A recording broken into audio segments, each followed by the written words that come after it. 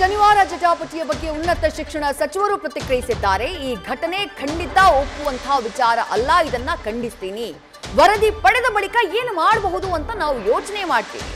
ಯಾವುದೇ ಸಮುದಾಯವನ್ನ ನೋಯಿಸುವ ಉದ್ದೇಶ ನಮ್ಮದಲ್ಲ. ಶಿವಮೊಗ್ಗದಲ್ಲಿ ಆ ರೀತಿ ಆಗಿಲ್ಲ ಅಂತ ಅಧಿಕಾರಿಗಳು ಹೇಳ್ತಿದ್ದಾರೆ. ಈ ಬಗ್ಗೆ ಮಾಹಿತಿಯನ್ನ ಪಡೆಯುತ್ತೀನಿ ಅಂತ ಹೇಳಿ ಉನ್ನತ ಶಿಕ್ಷಣ ಸಚಿವ ಎಂಸಿ ಸುಧಾಕರ್ ಪ್ರತಿಕ್ರಿಯಿಸಿದ್ದಾರೆ.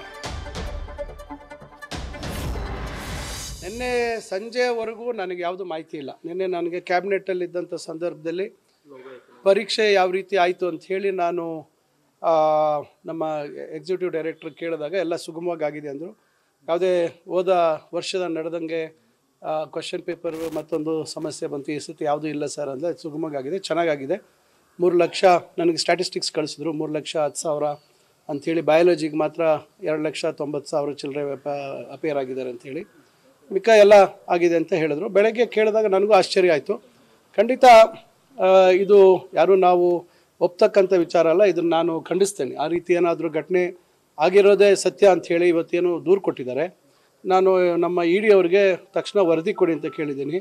ಅವ್ರೇನು ಹೇಳಿದ್ರು, ನನಗೆ ADC ಅವರು, ಶಿವಮೊಗ್ಗ ADC ಅವರು ಈ ರೀತಿ ಏನು ಆಗಿಲ್ಲ ಅಂಥೇಳಿ ಹೇಳ್ತಾರೆ. ಯಾಕಂದರೆ ನಾವು CET ಪರೀಕ್ಷೆ ನಡೆಸ್ತಕ್ಕಂಥ ಹೊಣೆಗಾರಿಕೆ ಆ ಜಿಲ್ಲಾಧಿಕಾರಿಗಳಿಗೆ ಕೊಡ್ತೀವಿ.